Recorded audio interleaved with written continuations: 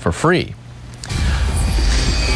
Unexpected positive news for our troubled economy. Consumer confidence rose unexpectedly in July, up more than 1% from the previous month. So is this a sign of an improving economy, or are there some other factors that can bring that confidence level plunging? We've got the right guys here to help us out decipher these economic signals. Elliot Miller from Fulcrum Securities and Gene Marks from the Marks Group join me now. Guys, as always, great to have you with us. Hey, Amari. So I want to start off with this. We saw some uplifting economic news this week, but Elliot, there still appears to be a few leftover storm clouds. Elliot, let's get the positives first. The positives first are, yes, the consumer confidence number. That's really important because that really has a lot to do with where retail sales, auto sales, even home sales will be going in the next few months. We also had good retail sales numbers. The first-time unemployment claims were down a little bit unexpectedly, and so we really do have a little bit of wind at our back at this point. And we do have some problems coming up in that if gas prices and food prices keep going, and with the drought, food prices will for a while, those are the storm clouds that are out there. Yeah, that drought is really bad out there right now. And Gene, hate to cast you as a negative Nelly of sorts, but what do you see that could be holding this economy back? We were talking about the drought, but what else could be holding us back? I hate being negative as well, Amari, but let's not get too excited here. I mean, both the New York and the Philly Feds, they do a report every month of manufacturing activity, and that was down in the past month.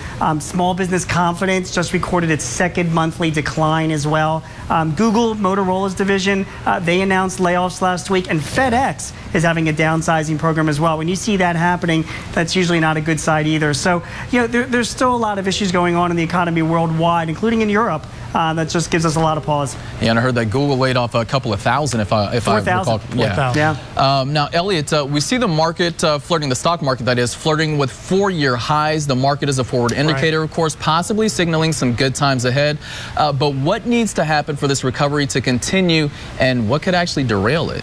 Well, first of all, the stock market has now had 5 out of the last 6 weeks up.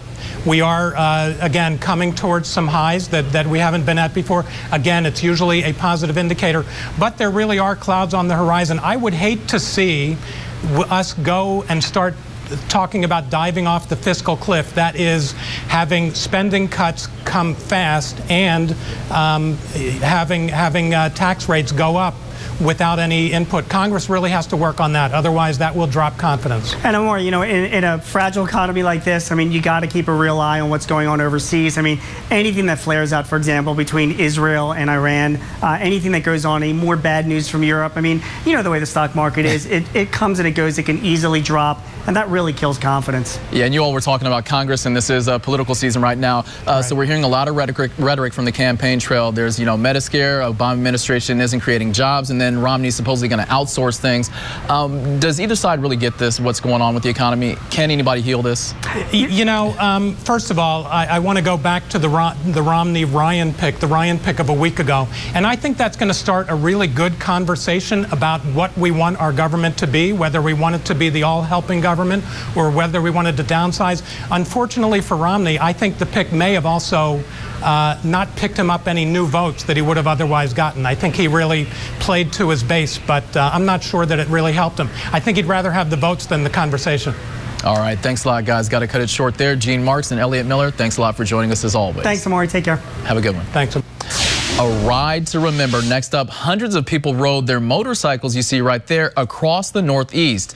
And clothes that you will have, and some clothes that will have you sniffing your armpits. Take a look at that. Not smelling too fresh right there. It looks a little strange, but coming up, we'll show you why these clothes could keep you smelling fresher a lot longer.